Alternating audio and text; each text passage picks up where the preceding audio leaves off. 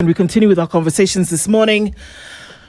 So we're going to get into this one again this morning. We did it yesterday, but then for us to look at it in terms of what exactly is going on. But before we do that, the politics of the nation, whichever way in which you choose to look at them, that perception is a big deal. That what people see, what people can hear, feel, breathe every day usually makes up a large percentage of their reality.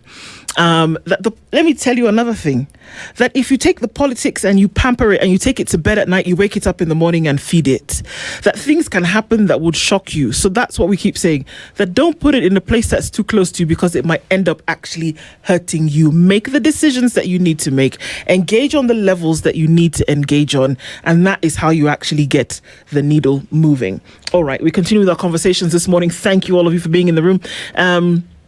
We're getting into an education one this hour, and we said that we are going to talk it to solution. Yes. That we will be the ones to have this conversation, because where we are is not a good place. And unfortunately, we're going across board. Two gentlemen will join us in the studio this morning, and one of them is already here. And of course, very happy to have you, especially on matters building policy when it comes to what we can do to make sure that things are actually up to scratch and where they ought to be. Boaz Waruku is Elimu Borough Working Group Policy Advisor, already here with us in the studio. Good morning, Boaz. Good morning, Du. Good morning. Morning. Dennis. How are you today? Fine, thank you. Thanks for inviting me. No, well, thank you for coming. And, like we say, pleasure. We'll talk this thing to a solution. If we're going to have to engage, we're going to have to look for a way around this, and maybe just find out what the problem is. That's the tone. Yep. Yes. Soon, Professor Solomon Igosangwa Shibairo, who is the VC of the Masinde Muliro University of Science and Technology, will join us as well for us to move into this conversation, because they also sit right at the center of this in terms of what's going on. All right, before we get into things proper, because it's going to be hot, Dennis has taken us to Southern Africa this week. Yes, we are in Malawi. And think about Malawi, think like Malawi. Why like Malawi? Because it covers 20% of the total landmass in the country. But good thing about that lake is fact that you can enjoy the white sandy beaches that it has. You can enjoy one of the most beautiful sunsets in the country. And also the fish species that is found in that lake is next to none, especially in the continent. Bird watching is something that, Boaz, maybe if you enjoy birds, you can go. The fish you already mentioned. Yeah, but the proverb that we get says, the mosquito told the elephant, your size is impressive, but your skin is still my dinner table. How would you interpret it? That's a daring mosquito. And I even wonder how that mosquito got at the elephant's ear. But be that as it may, I think that depicts how nature is. There's that interdependence on the creations of God, the creatures that were put here on earth. So in as much as you're that elephant, you're huge, you're placed there probably to serve a purpose. So even all of us, whatever spaces you find yourself in and all that, Dennis, just by being here, the guy who fixes these things will still have to do that. So there's a way in which there's a shared function, and that some of the spaces you occupy could be of benefit to me, even without hurting you, So the mosquito, that's a brave one, just going to the ear of the elephant, getting that attention in itself. And indeed, I think that conversation should continue. Yeah. If the elephant and the mosquito can have a conversation, why not us? Yes. Particularly on education, an elephantastic such. Thank you. Well interpreted, Sana. Indeed, an elephantastic issue that we're looking at this morning. Yes. So yesterday and the week before, we had quite a rant, and we said, okay, come on, what exactly is happening here? That here we are 2.5 years down the line, and we still don't seem to have, a solution to this. And so what we wanted to do now is to strategically look at what the issue is and then perhaps put it out there? Because, it's very possible that the folks who are in the middle of a problem may not be aware of what a possible solution might be if now it's not. That's why you throw things into the ring. Sure. So the university funding model that everybody went hullabaloo about, am I least vulnerable, approaching poverty, all of those things. What was it called, that thing? Means testing. The means testing instrument. Now, this was come about by the Presidential Working Party on Education Reforms that went around the country. You were not part of that party. I made submissions, not me. We made submissions. There you go. I would the Elimu Group made submissions into what was going to be done. In terms of what was adopted by the party, is a totally different kettle of fish. Sure. But one of the things that came out of this, at least at the university level, was this funding model, whereby there's a pool of money, supposedly, and then you come and say, I am applying for funding, essentially. And that based on my index, then you would then say, this is the amount of money that we're going to give you. For some, it was going to be full grant. For others, it was going to be partial grant, kind of like a double partial grant, partial loan. For some people, it would have been complete loan. But all of this was going to come from the funds. Okay. It has not worked for the last 2.5 years. 3 years. 40%, only 40% is able to be buoyed by this model because they don't have the funds, or at least that's what they tell us. And so, last week, the president said, well, you know what we're going to do? I'll give you the money. Okay? See, so problem solved. Sorted. Why not? Okay, so we go home then. Yeah. Happy? And allow me to scope it from a background I know, which is very familiar. Dennis is, I said this is an elephantastic matter. And first a disclosure. And Dennis, and I think Kenyans who've been following this know that Elimu Bora Working Group, Kenya Human Rights Commission, Student Caucus, and Boaz Waruku, I think there were 4 parties. We took this matter to court. Yes. And at the High Court, after the submissions we made, it was found to be totally unconstitutional. And had it not been for the appeal that the government made, it would have been thrown out completely that time.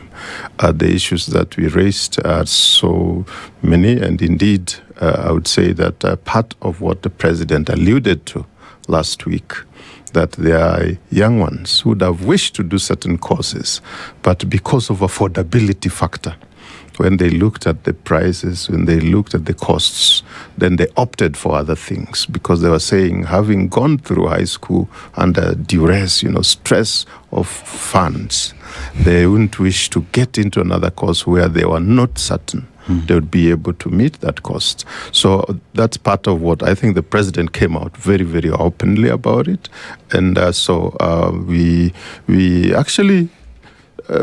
part of why we moved to court was to ensure that whatever the funding model that they wanted to place should be one that would meet the needs of this country. And so I think I need to disclose that so that even when I am sitting here and from where I'll be, not punching, but because we are finding solutions, it should be seen that we are actually trying to look and locate where could we get the solutions or answers to this. And indeed, I hope my good brother, the Vice Chancellor, would also be here so that we have a robust engagement on this matter. Because indeed, education is key. And the second thing I'll do, because I said I wanted to scope it from the back, I think sitting here, I'm elated. I am very happy that the topmost office of this land, for once, realized that what Kenyans have been saying is true. And indeed, unequivocally, he stated that the universal tertiary education would be achieved starting September. We are just a month away. That those who sit their KCSE and qualify, get admission to these public institutions, that they would be able to get the support. He said full support. And full support means full support. So we do not want us to start walking back, because that is what Eli Mubora and those who have been doing research in education realize. And let me also scope it back to 2002. I think because we are setting that context so that we'll be able to know. 2002, there were campaigns, serious ones. And Moi's term was coming to an end. He had this project called Uhuru Muigai Kenyatta. And then the entire country more or less said, no, I think Moi seemed not to be getting the issues which are troubling us more. We want free and universal education for everyone. And they started with the basic education, actually not basic, but primary. And Moi had indicated that based on his experience, having been the one in charge 24 years as president, more than 10 years as vice president, he told Kenyans it is not possible. In other words, political intention from Moi and the coterie around him was that it is not possible. So at times, why I'm doing that is because it starts from the mind. And it also starts from the political will of whoever is there. Because Mwai Kibaki, who had served as the vice president and finance minister at some point with the team of NAC, said, no, it is possible. We can actually afford this. And indeed, immediately after that, you see the kind of brains that he put together, Professor Anyang' Nyong'o, Professor George Saitoti Education. Anyang' Nyong'o was leading the planning. And then Mwiraria Finance, that team and himself, he said, I want solutions. We promise these people it must be done. So it is political goodwill. And that's why I'm saying I'm elated, because the president himself pronounced this for the tertiary level, because right from the basic, from the foundations of the education we've had, our expectations and discussion has been that in Kenya, indeed we have enough resources to guarantee each and every young one in this country, the citizens, the young citizens of this country, full support from basic to tertiary. I think it is in this studio where we have discussed as Eli Mubora before, because based on the analysis, we even looked at the number of funds which are almost all over. And we said, we are able to afford this if we discipline ourselves, if we know that the amount of money we are putting into education. For instance, the year that ended, we had over 702 billion shillings in education. This year, the financial year 2026, 2027, we have over 776 billion. But besides that, we also still have the monies going to education through the CDFs, so many, all these things, including the one going to research. Those are all scoped to be educational. So it is not that we lack the resources to make things work. It is because the discipline and accountability that is required is what is not making us go forward. And picking on that point where Kibaki insisted that we promised and it must go. Actually, if you look at some of the statements, because I want to look at the statements of the presidents, because that is where the political intention is. Ruto last week said it is possible. Kibaki said it is possible and went ahead to say, for those who are saying, no, but education has been getting a lot of money. He said for any country to be competitive in life, to be competitive and have advantage about the others, you must do, he called it massive investment in education. And because when you do so, then you are guaranteeing the future of the younger generation and the future of this country. And that investment means you put in more and more, because education generally will always get more. And it has been getting, it is the ministry that has been getting the largest share. But the discipline I'm talking about, where we are able to actually ensure that people do not use education resources for their own personal gain, that we do not transfer money to ghosts who end up withdrawing. Our banks and the financial system are so strict that a ghost cannot withdraw money. But ours do with So in discipline, corruption, and all that, once we deal with that, we'll be able to support our children. The basic education level, I said, that is already guaranteed by the Constitution. We don't have to renegotiate it. But even the tertiary level, we must also ensure that it is guaranteed, because it is at that point when the youth, the Constitution provides for them, Article 55, that we must provide a support for them for the tertiary training to achieve the highest level. Okay, so let's look at what exactly this money goes to do. And perhaps that will help us to understand then when we say that it is not applied, what happens. So when a student and let's focus a little bit here on university, because we know that capitation that goes to secondary schools, for example, takes care of a certain, it furnishes tuition, it furnishes the payment of teachers, their salaries, and other emoluments that you would have at school, books, you know, and cost such. drivers, very specific. Specific cost drivers for capitation. Now, when we get to the university level, let us understand this, because sometimes we have conversations void of information, so it doesn't allow us to then reach solutions. Now, at the university level, we have public universities, meaning what? There, I think Kenya has 7. 6? Wow, over 38. No.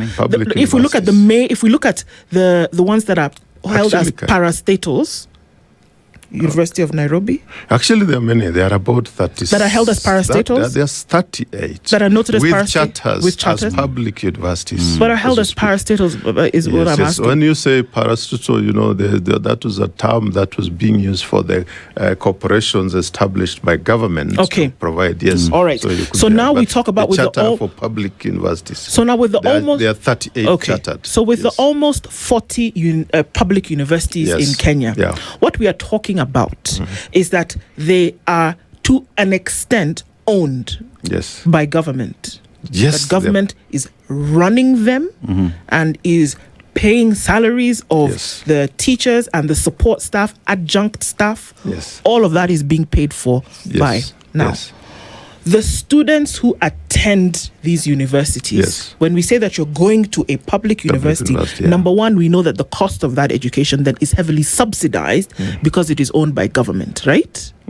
Now, these students then who are looking for funding, what is that money for? Okay. Thank you very much, Ndu.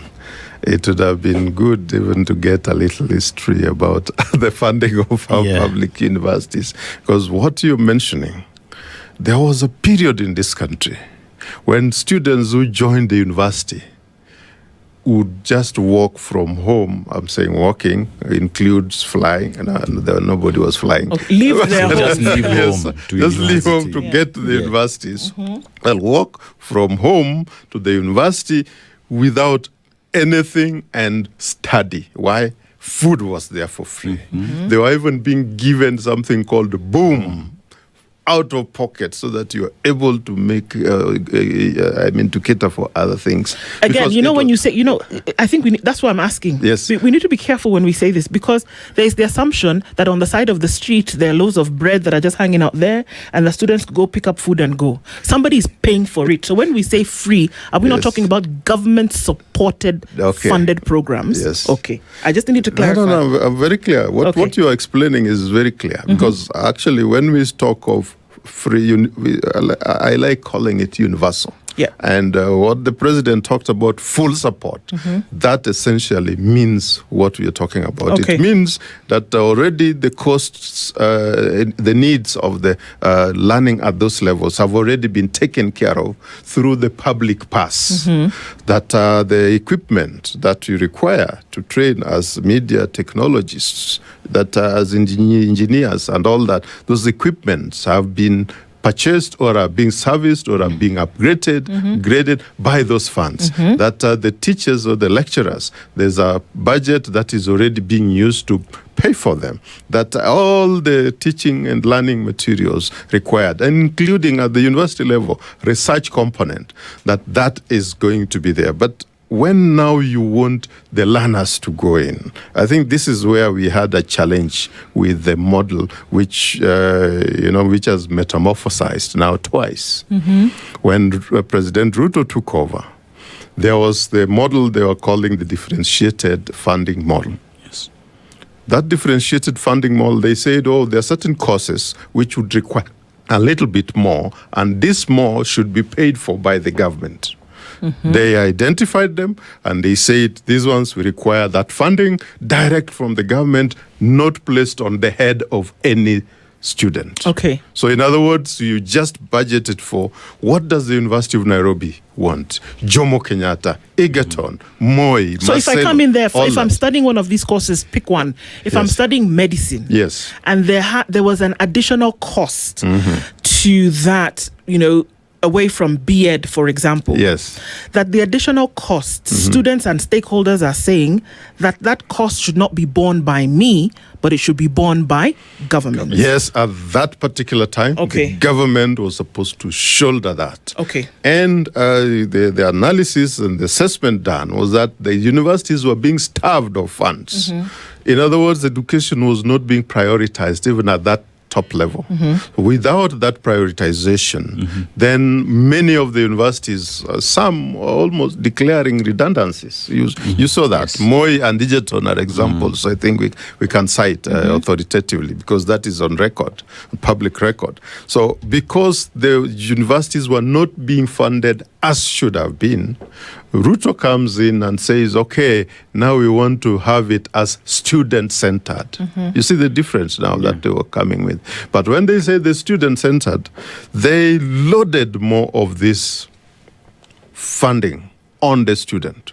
And they Okay. said, okay, we'll now try to see for which course, how much does it require? Yeah. And this cost is supposed to be apportioned to the student. And the student, if you can't afford, first they say there's partial that will be a scholarship that the government will give you.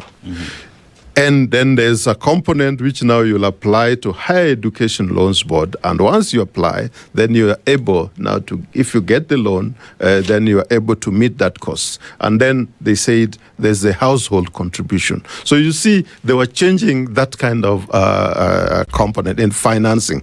What that means, that is where, and when you mentioned the means testing instrument, it became apparent that they had not thought through this process very well. Why? In fact, those are some of the grounds which Kenyans contested so heavily, because they said this banding of student, you find first they started with 4 bands, band 1, 2, 3, 4. Then as they started implementing, they increased to band 5. And they're saying, based on the abilities of your families. And so that really left so many of the students. And some found themselves in bands which were not necessarily right. That would elevate them to be looked at as capable or able. But that is why even the courts, when they were dissecting this, they said, what happens when this means testing instrument does not accurately place someone? And so the brief period that they were given was simply to undertake public awareness and ensure that there's an appellate system within that. But all that, we were still saying you are not fixing the problem of financing university education. So when it was happening before, I'm sorry. Okay, yeah. When it was happening before that, this boom that I've heard about Yes. was going on, Yeah. and that people could, from the comments that we are seeing, people could go into the cafeteria, for example, at a university or at a training college, Yes. and just hand in a meal card Yes, and eat. the 3 student meals, will eat. 3 meals a day, Yeah. and that their beddings in your accommodation, Yes. whatever. Yeah.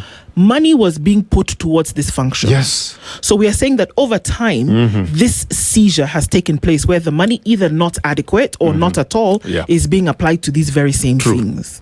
Okay. True. I just needed to clarify that, Dennis. You see, when you talk about funding education, there is what was called as the boom at the time. Mm-hmm. There is help that also came into place and in was the functioning 90s. in the 90s. Yes. Then all of a sudden, then the government decides we need to find a different way that, according to them, was superior and was student-centered. Yes. But even while at that, in this new model that is there, one asks the question, was there initial testing of this new model that would inform decision as to whether to implement it or improve on help that had been there since the 90s and immediate fixing? Why do I ask that? Because based off information that you get today, and you're free to correct us if you're wrong, is that we're going back to help and fix what was not happening before and make it better. And with that then, Boaz, one asks the question, whilst we are going back, we're finding old students. Yep. Is this a solution, or is this just another statement that is not backed by data, is not backed by advice, is not backed by any intention of doing it right? Because even help itself did not get it right. Yep. Thank you.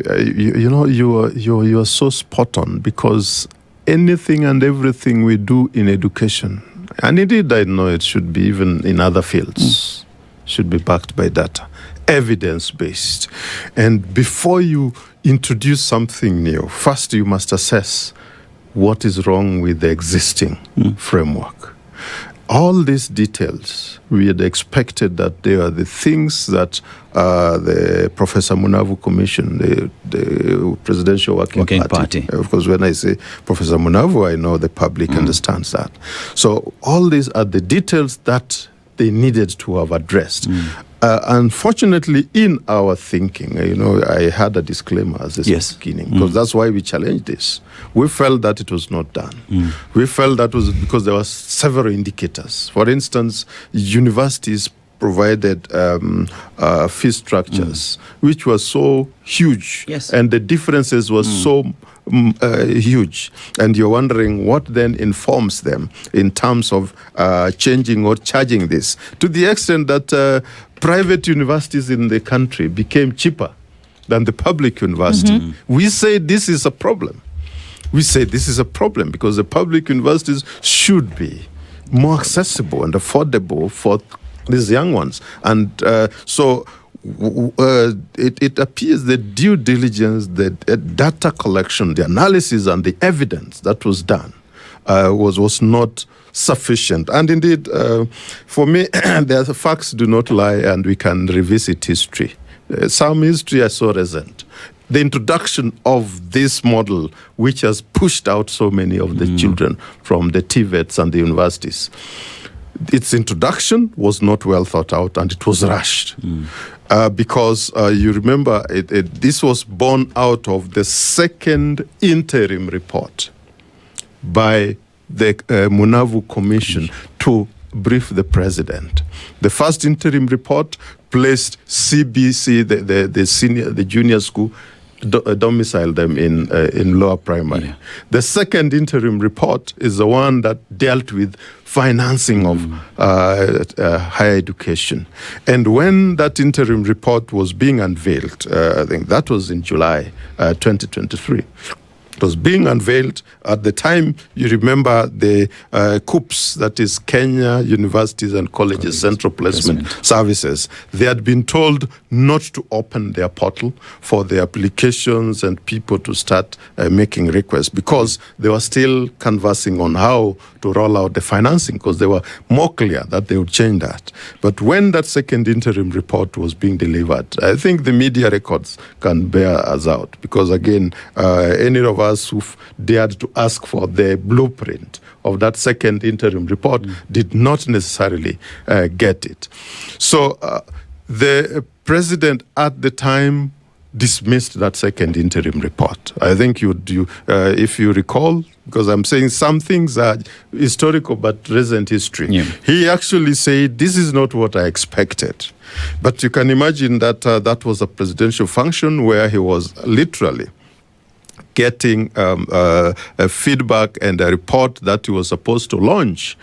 And I think as Limubora, we constantly say at that particular moment we smelled a rat, and we actually called out that action because we said, I think there was some ping-pong politics being at play.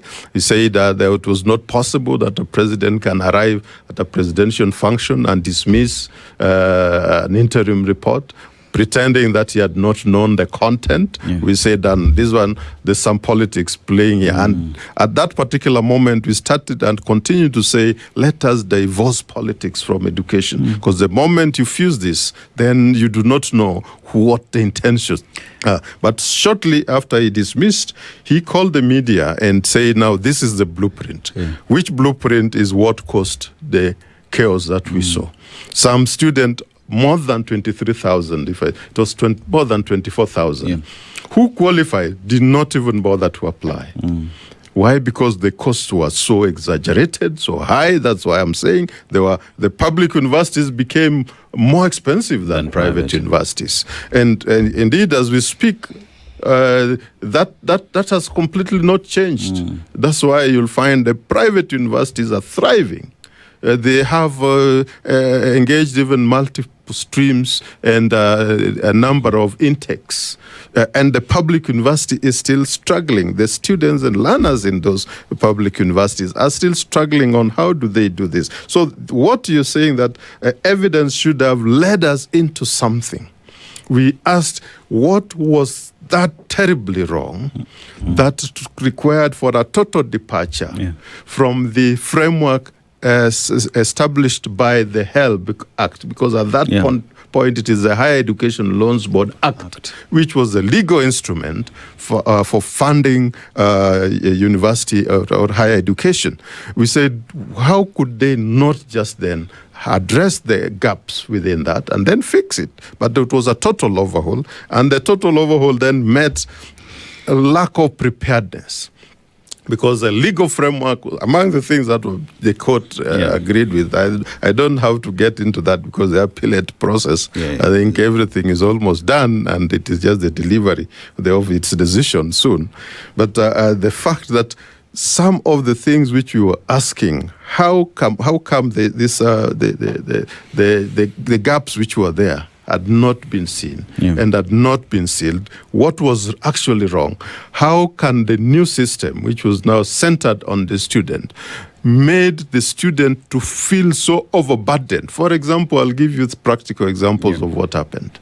Our public universities were straddled in debt. A lot of it. Still are. And they still are, but we indeed expected that the cure would be this model. But because that situation, they said it would change. But it hasn't changed. So probably Ndu and Dennis, for me, I said I'm taking the president on his word. Because I know it is possible that from the basic education level to the tertiary level, it is possible for Kenya to guarantee that. We are embracing that and firmly embedding it and trying to ensure it is coded within the legal instrument, because right now you're seeing there are still talks about, we are going to amend the HELB Act. Others, no, we are actually introducing the tertiary placement and funding bill, you know. But we want to see the concrete proposals.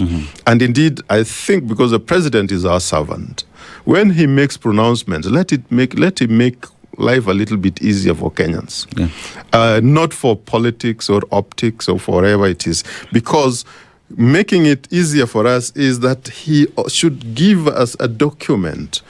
The Constitution, Article 135, requires him to make that commitment. Any decision he makes and pronounces, it should be written.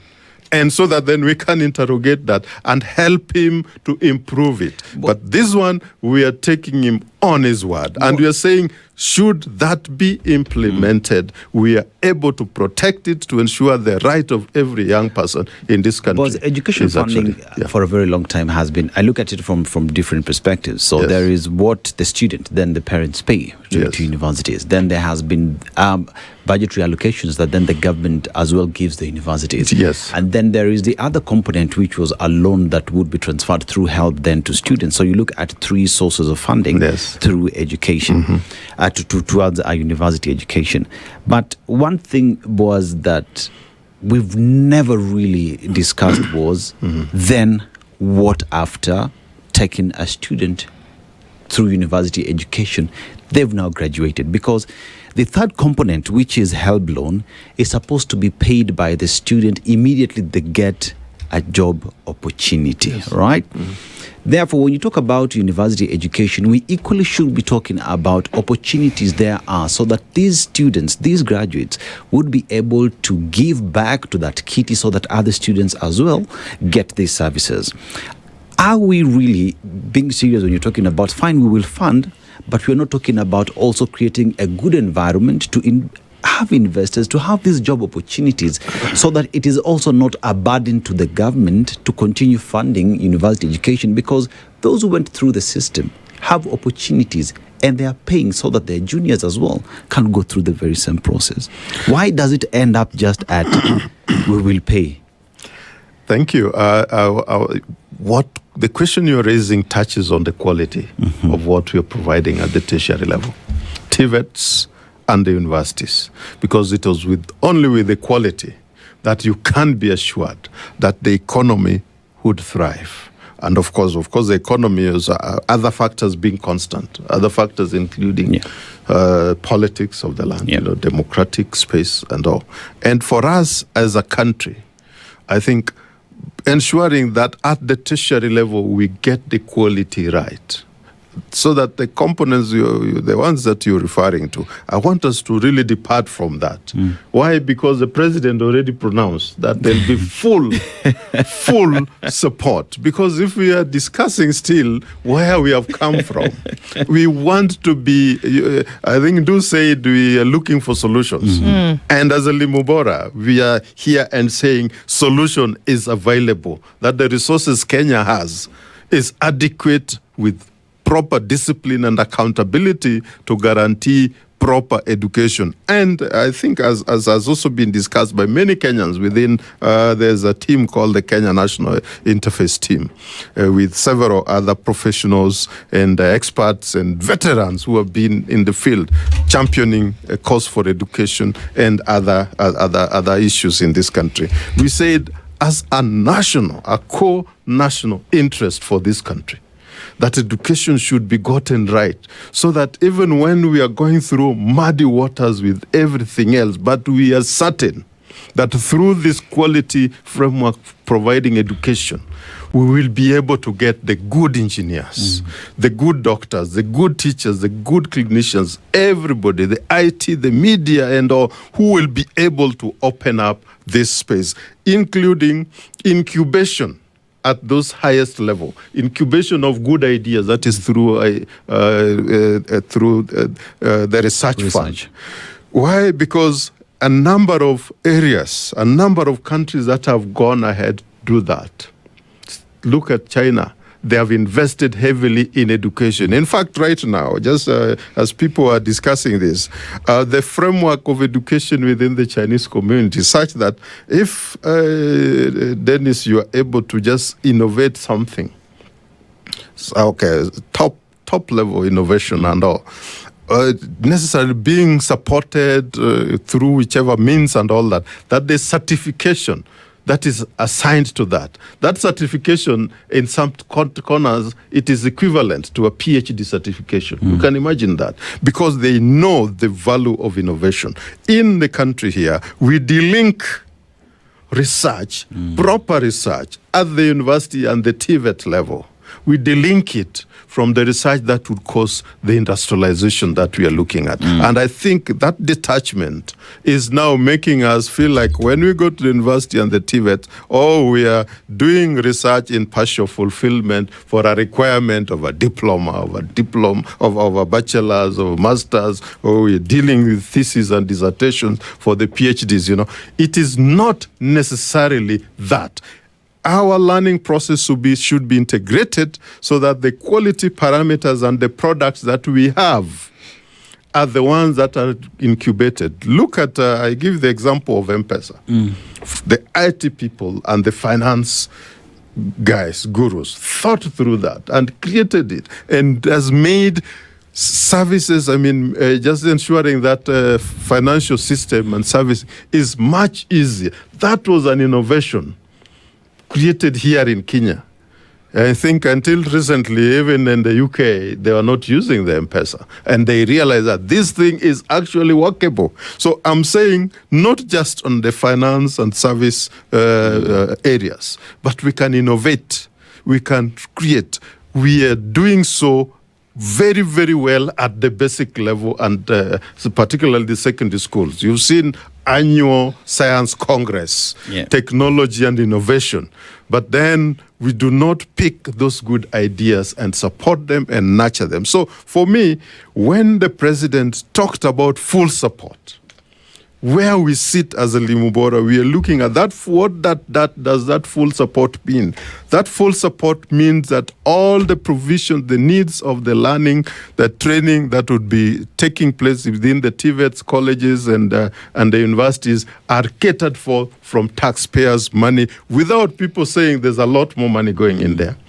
We would also be looking at the students who are coming in because they are coming from various backgrounds. They also get the support they require to be there to retain themselves because, as of now, there are students who cannot even feed themselves when they are on campus. And learning cannot take place on an empty stomach. Can we go to in 2023? So 2022, you had about 180,000 students who were coming into the university. Of course, we're still talking public here. Yes. In 2024, that number increased by about 20. Actually, no, about 140 increased to about 160, and then to 2025 increased to about 180. And then this year, in September, the number of students after COOPs did their thing is coming to about 200,000.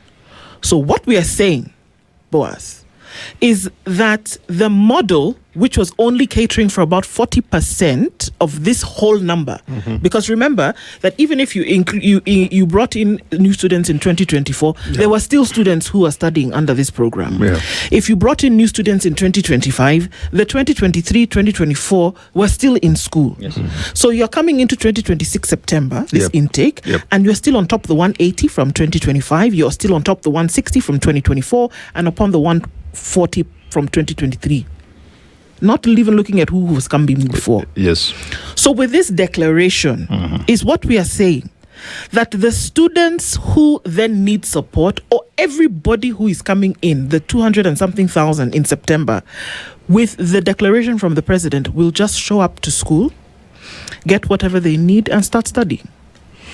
That is a declaration the president made. So the ones who have been admitted into the 39 public universities in the country will just need to show up. They will get their accommodation if they are living in on campus. That's the statement of the president. They will be fed, they will read, and the lecturers and adjuncts and support staff will be paid.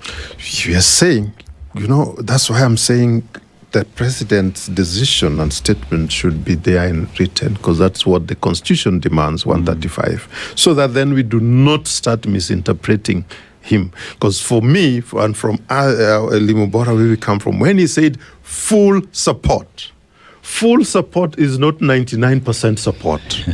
It is 100% support. And we are saying we want to support that and encourage because it is doable. What you're talking about, Ndo? Education, it is more like a process line. There are those that are just getting in. There are those in the middle. There are also those exiting. Yes. So that is when you're planning for the full support, you do not just plan For the ones who are coming for in the in ones who are September. coming in, Yeah. or like your house, when you're planning for the meals or for food, you do not just plan for breakfast because you're woken up hungry. You must ensure there'll be lunch and dinner and whatever it is. So this full support, which we embrace, and we do not want Kenyans to move away from that statement. The only thing is we want it to be concretely signed and a bill in Parliament. But he that said will there's a bill. actualize it. Sorry? He said there's a bill. He said there's a bill. We're still looking for that bill to interrogate Yeah. and help improve that bill. Why it is important? Because where it is not anchored in law, definitely, we do not want a situation where there's a pronouncement and then you also initiate a procedure to go and defeat it in court because you did not follow the due process. So what That is going why to we are happen? supporting. I don't know if anybody knows, but usually Yes. September comes after August. Usually, Yeah. Yes, usually, you're right. Yes. Exactly. and that's 30 days. Yes. And that is when new students. The new students, yes. Are First reporting, years freshers. Yeah, the are freshers. joining. The Yes. ones that were placed by COOPS in April last year before they then went and sat KCSE in 2025. They are the ones who are going into university in September. Yes. The ones for which this funding declaration, hallelujah, is supposed to go towards. How are we sure that these kids are going to go to school? We don't, when you're asking, those are questions which are legitimate, but those are the questions why we have a government in place. How? The mechanics of actualizing that, starting with the planning. Your question would go to, how come when the budget process was going on? Oh, it did, Boaz. I already know what you're going to ask. Yes, and I I've been do. asking that question, that if we were dependent on data and Yes, we would have information, informed it. it would have It would have informed the gone budget there. that Yes. just closed in June. It would have been there because looking at the provisions that are also made in the budget as of today, they did not provide for that full support for the higher education. But we are saying, there's Article 224 with the supplementary budget. Yeah. So why we are taking this on a very positive level? Because for the first time we are saying the president, through it, take this supplementary budget to Parliament so that additional money is given to education for the full support. We do not want to renege on this. I see what you're doing, Boaz, but it's very hopeful, because when is the last time that you saw a supplementary budget going Just towards education. actual major indices on development? This education being one of them. Unfortunately, the practice has been bad, but we must depart from that bad practice. For me, because do you remember your opening statement is that we must look for the solutions. I know. And those solutions means that the old habits we used to have must be discarded. Okay. That only we do not use money and misapply it to other things. We prioritize education. For me, I would have insisted and looked at it that when the bill is being done, that the prioritization done and the safeguards are such that you cannot defund education. That would be the anchor, ironclad, that you cannot remove any component of that support. When you mean full must mean full, not 99.999 and 90 cents full. It must mean 100% full support. And we want that to be actualized because we know it is doable. What remains as we speak right now, that's just another, what many would say, a roadside declaration by the president. Because it is not enshrined in any policy. There is a bill that is coming, yes. But what if, what if this doesn't happen? What does it mean to the students? But then I think because first, do you know what that statement has done? That kind of sampling that is going on is many of those students are so happy and excited they are joining campus. They are not even the Harambes that were being organized for. Those ones are, why do you want Harambe? And we are going for free. Yeah. So you can imagine, you as a parent, you have told your children, endeni mcheze, mkirudi jioni kuna chakula. Alafu wanakuja wanapata wewe ndio mwengethia or umezubaa. You're just watching there, yeah? That you do not want to understand. People in my village back in Kanyaluo, Homa Bay, those everywhere in this country are excited because they are waiting for this free, the full support from the government. And indeed, that would be a turnaround. If you say so, then they are going to sleep hungry. My friend, you'll be in trouble. So let us be very clear. What the president said, it was not a joke. I think he is not a comedian in any platform that can just make any statement to just for applause or for people just to be happy. He's a policy driver.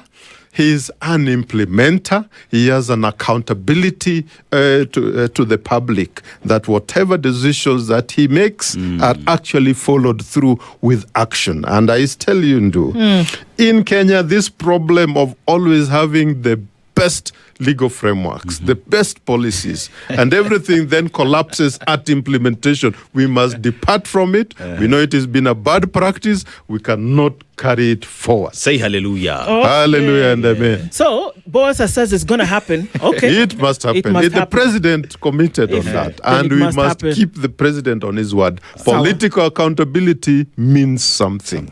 Asante sana, Boaz Waruku. It means something. And that's the solution that we are at the end of this hour. We're looking forward to the next. September is coming. We're looking forward to that. And we'll continue with more conversations as we go ahead. Good morning. This is the Situation Room, the only way to start your day.